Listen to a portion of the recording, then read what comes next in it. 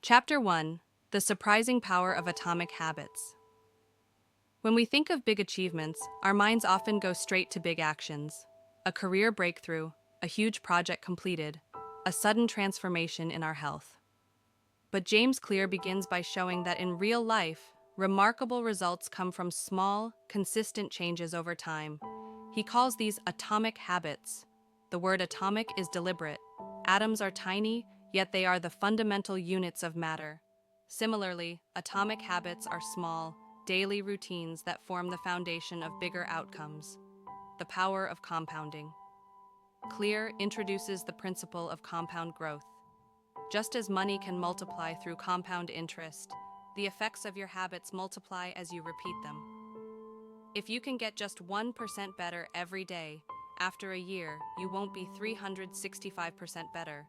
You'll be over 37 times better. The opposite is also true.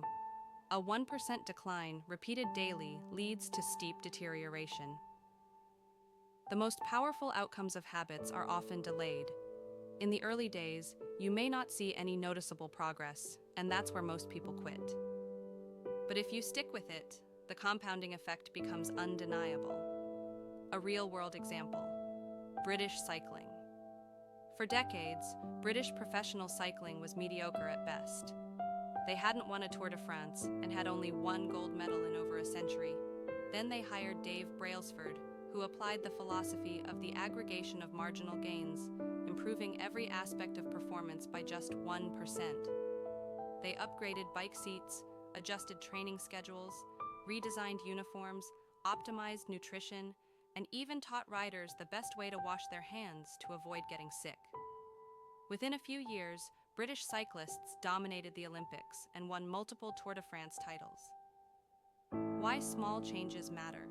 We tend to overestimate the importance of one defining moment and underestimate the value of daily improvement. Success is rarely the result of a single event. It's the product of many small habits compounded over time. Clear compares progress to melting an ice cube. Imagine the cube at -1 degrees Celsius, then 0 degrees Celsius, then 1 degree Celsius.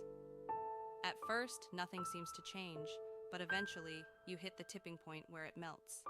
Habits work the same way. There's often a plateau of latent potential where your hard work hasn't yet shown visible results. The shift in focus goals are useful for setting direction, but systems are better for making progress. A goal is about the result you want. A system is about the processes that lead to those results. For example, if you're a coach, your goal might be to win a championship. Your system is how you recruit players, run practices, and manage games. If you're a writer, your goal might be to publish a book. Your system is your writing schedule and editing process. When you commit to systems, success becomes an eventual outcome, not a one-time event. Habits shape your identity. Perhaps most importantly, habits are not just about results. They're about becoming a certain kind of person. Every action you take is a vote for the type of identity you want. You don't need a unanimous vote, but the more often you cast a vote for a certain identity, the stronger that identity becomes. Key lessons from Chapter 1. 1. Tiny changes, when compounded, lead to massive results over time. 2. Focus on systems rather than obsessing over goals. 3. Progress is often invisible at first. Don't quit during the early stages. 4. Habits shape not only what you achieve, but who you become.